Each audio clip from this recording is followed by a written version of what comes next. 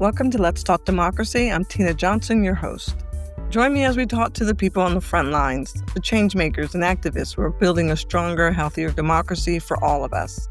Whether you're looking for expert advice, a new perspective, or just a little inspiration, this is where you'll find it.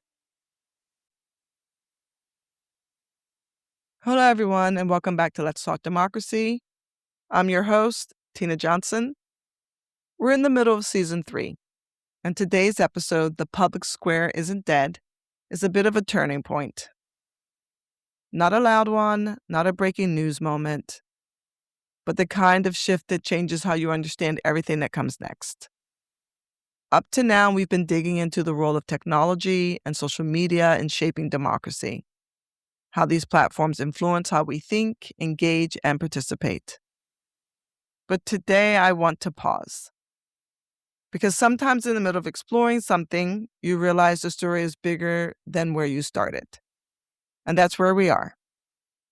This episode is about that realization and where we go to next.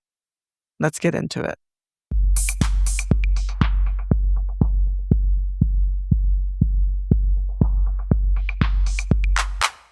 Over the past few weeks, I've been sitting with something.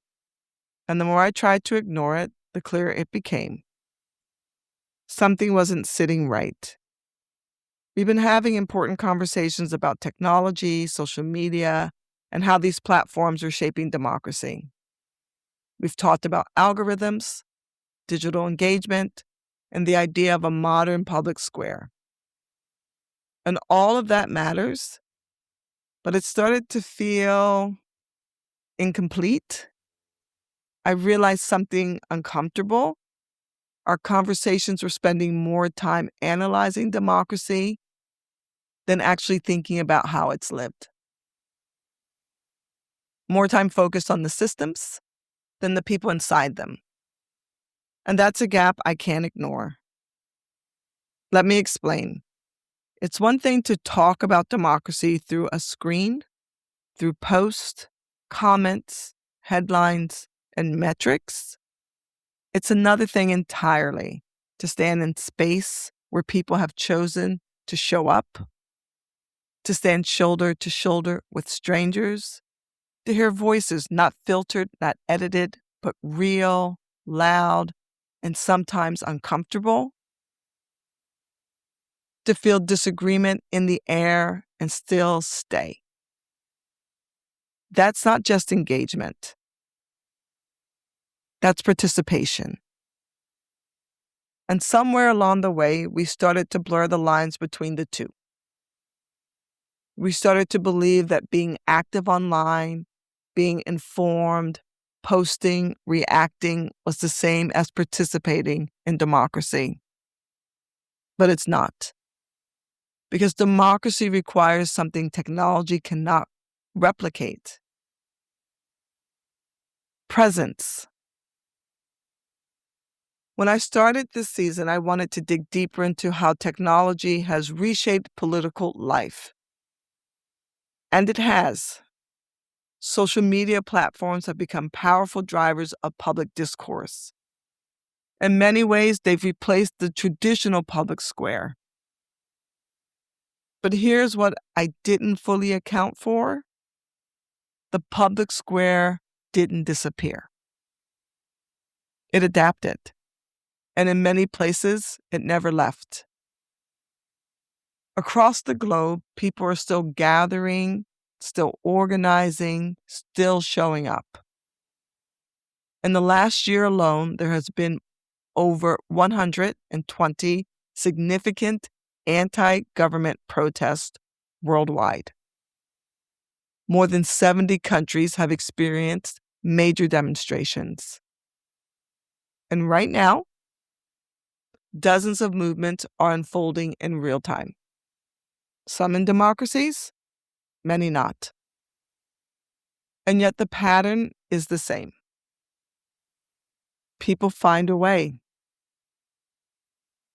We see it in large-scale protests that dominate headlines. We see it in smaller efforts where people gather in public spaces, not because it's easy, but because something pushes them to act. We see it in local communities, in school board meetings, in town halls, and neighborhood groups, places that don't trend, don't go viral, but still shape outcomes.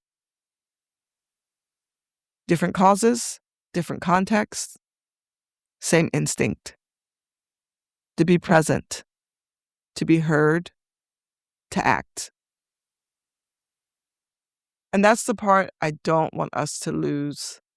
Because the more we center technology, the easier it becomes to mistake visibility for impact, to mistake noise for progress, to mistake engagement for participation.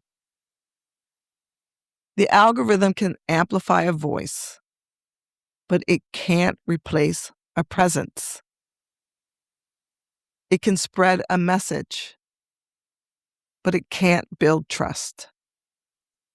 It can connect people, but it cannot make them stay, listen, and work through disagreement. That part is slower, harder, and entirely human. It's harder to sit in a room with someone you disagree with than it is to scroll past them. It's harder to organize in your community than it is to post about an issue. It's harder to stay engaged when progress is slow, when outcomes are uncertain, when change doesn't come quickly. But that's where democracy lives. Not in the ease, but in the effort.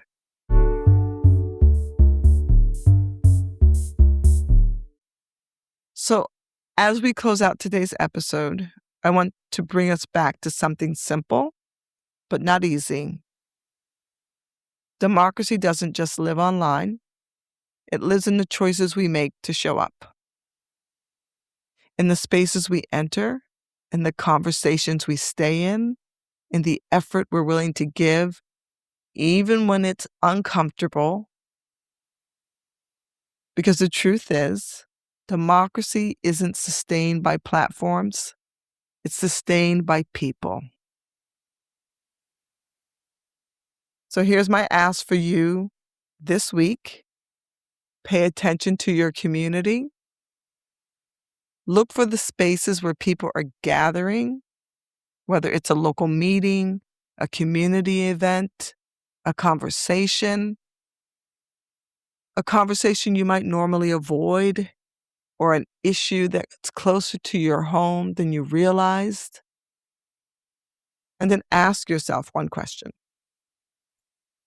Where am I showing up? And where am I not? And if there's a gap, consider stepping into it. Not perfectly, not all at once, just intentionally. Because democracy doesn't require perfection, but it does require participation. Thanks for being here. As usual, if you want to be in touch, send me an email at tina@patternchangelab.com. Subscribe, write a review, share with your friends so we can continue having these conversations about democracy. I'll talk with you soon.